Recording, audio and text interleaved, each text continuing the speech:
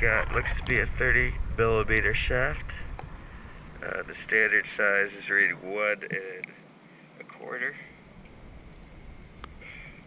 Thank you very much.